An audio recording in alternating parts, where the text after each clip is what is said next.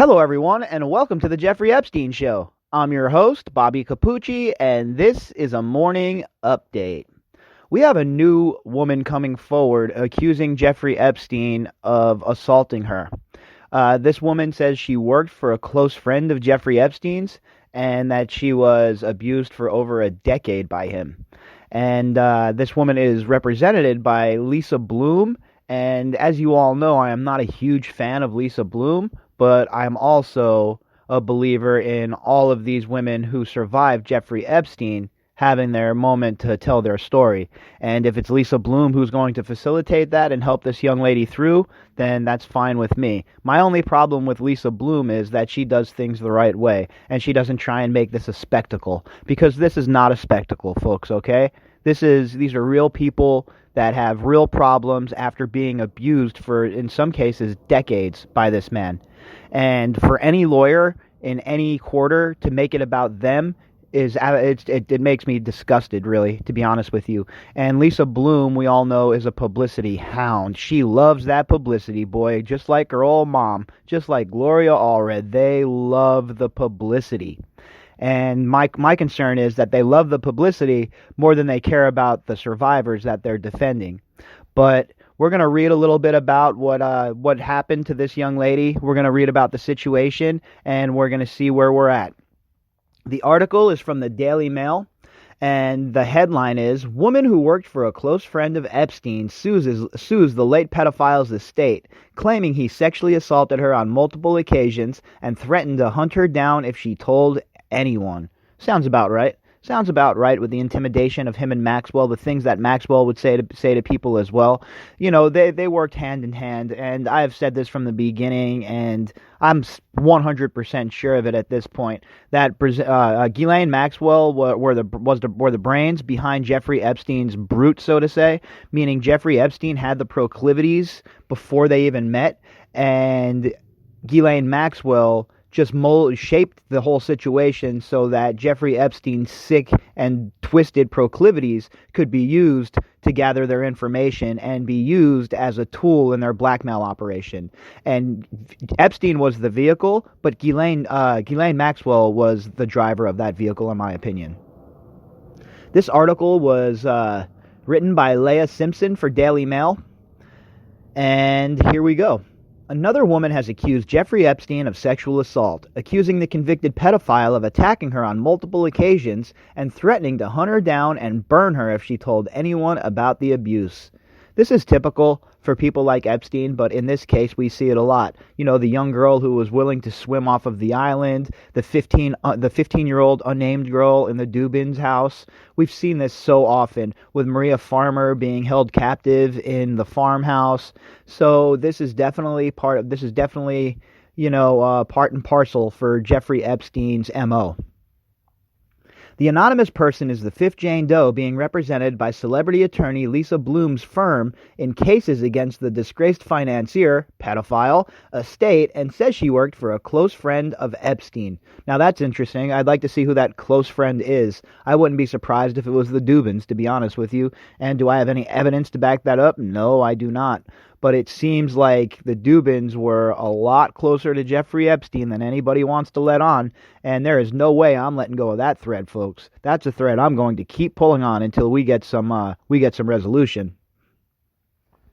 Epstein, who killed himself in a New York jail cell last year, allegedly, while awaiting trial on sex trafficking charges, was in contact with the accuser for 10 years, a whole decade, folks. So this young lady lived in a decade of terror of Jeffrey Epstein hunting her down, burning her, ruining her life, and I know that that's his MO from speaking with Maria Farmer.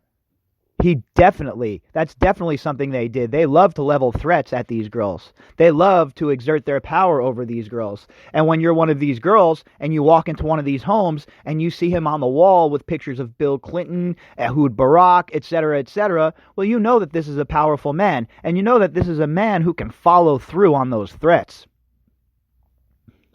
Yesterday, we filed a new lawsuit against the Epstein estate on behalf of a fifth woman, Jane Doe 5, who knew Epstein from 2003 through 2013, Bloom announced on Thursday. Jane Doe 5 worked for a close friend of Epstein's and alleges that Epstein frequently hypersexualized her work environment. controlled her clothing, hairstyle, and diet, and ultimately sexually assaulted her on multiple occasions. Wow. And, it's sad to read this. Like I always say, folks, when I get done reading these articles like this, the ones that talk about the actual assaults, I feel like dipping myself in bleach. It disgusts me on every single level that this man was able to get away with this for so long, even though Maria Farmer brought this to everybody's attention. If she would have just been listened to, folks. It's unclear what years the alleged abuse took place.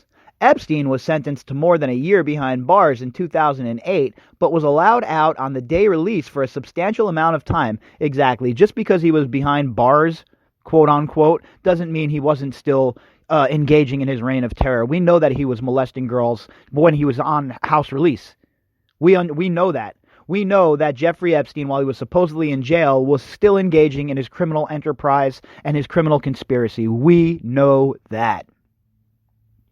Bloom states that the anonymous person remained silent for decades as Epstein would threaten more physical harm on her. She claims he told her, "I will burn you. I will hunt you down."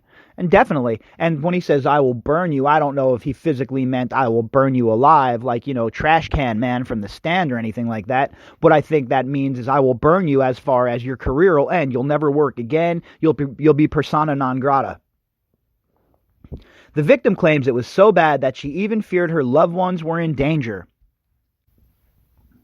Again, we know a lot of the girls felt that way. We know that a lot of these young ladies who survived this nonsense feared for their families as well. A guy like Jeffrey Epstein, even if it was, even if he wasn't being direct about it, I'm sure he would hint at that sort of thing. If you F around, well, not only you will pay, but the people you care about will pay too. Maybe not in so many words, but I bet you he inferred it.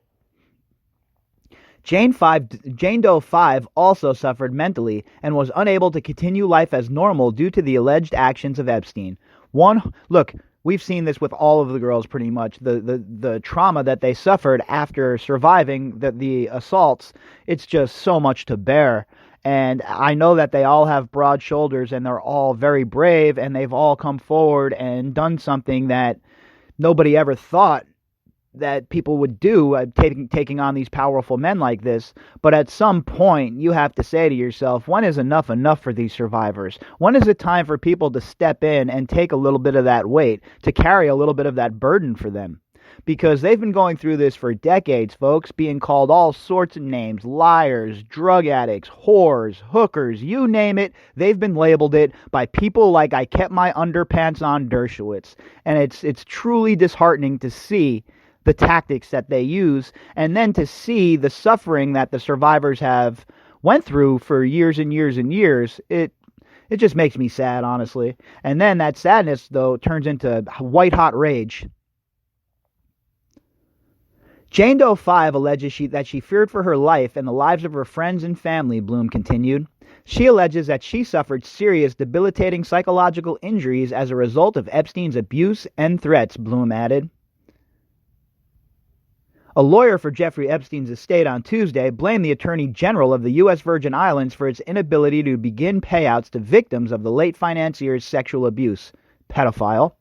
At a hearing in federal court in Manhattan, the lawyer Bennett Moskowitz said Attorney General Denise George's lawsuit and filing of liens against the estate, plus her intervention in the probate of Epstein's will, have left the estimated $577.7 million estate unable to pay even basic expenses. Good.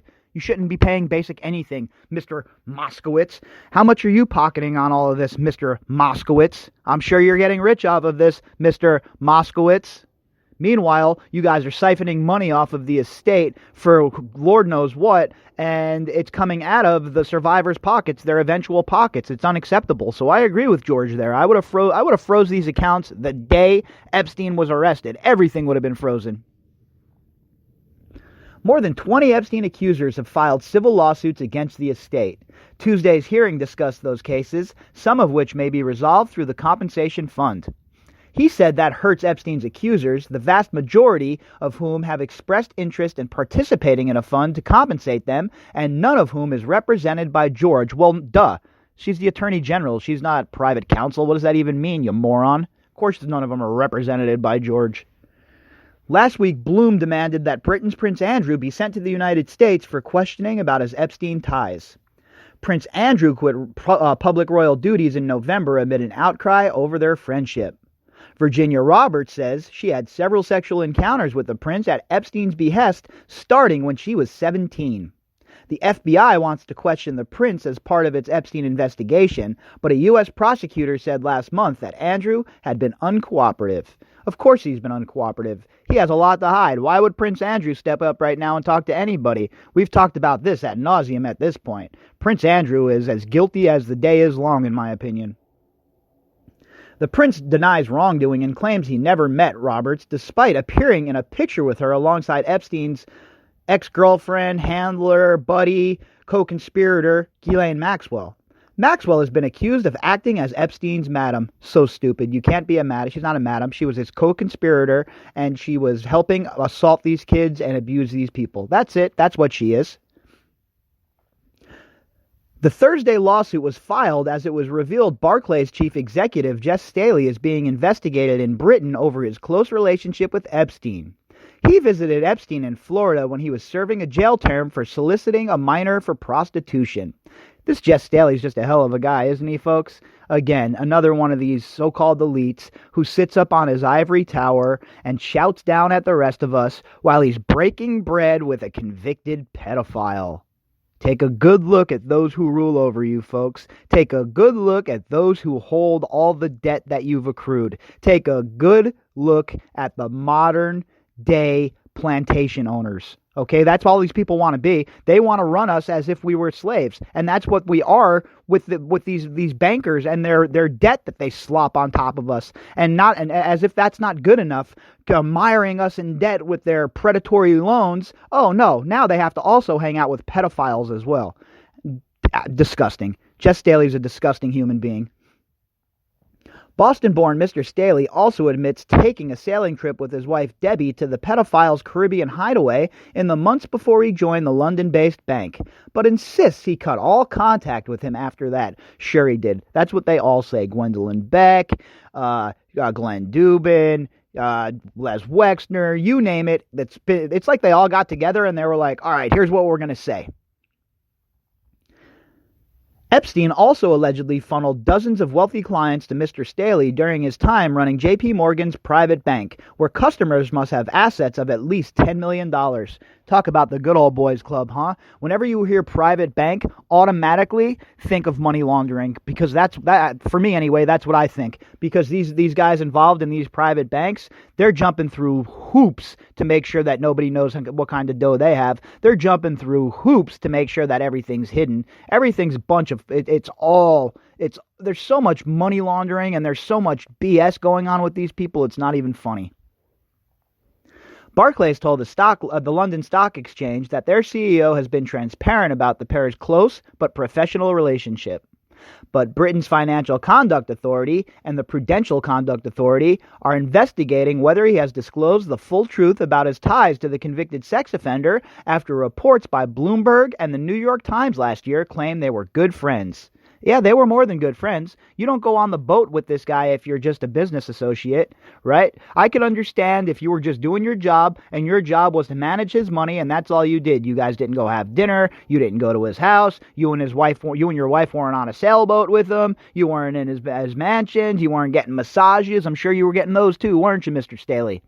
But no, you had a personal relationship with him. So of course you're on the clock. Of course you're being lit up. Of course there are questions. Bankers who fail the FCA's fit and proper test can be fined or, in the most serious cases, banned from Britain's $1.3 trillion financial service industry, which would make it impossible for Mr. Staley to continue Barclays' top job. Well, that would be nice, huh? All of these people that were around Epstein, all of these people that enabled Epstein, and all of these people that acted as a conduit for him to have more respect and to be accepted into their circles, well, every one of them should face consequences because we're all responsible for what we do. If you or I make a bad decision, we have to live with the results. We can't just shrug it off and pay our way out of it and, just keep moving along. That's not how it works. There's consequences for your actions. And unless you're one of these elites, unless you're part of the top tier of the two-tier justice system, well, then it's a free-for-all. Then you can do whatever you want. Then you can sex traffic women and children and steal and launder money and cause endless wars and, you name it. And that's the problem, folks. And that's what everyone's finally starting to wake up to and realize, that there is a two-tier justice system in this country. There is one set of rules for them, and there is another set of rules for you and I. And if we don't follow those rules, there are stiff penalties. And if they don't follow those rules, well, who cares? They just rewrite them. All right, folks, if you'd like to contact me, you can do that at bobbycapucci@protonmail.com. That's BOBBYCAPUCCI@protonmail.com. If you would like to help support the podcast, you can do that by clicking on the GoFundMe link inside of the description box.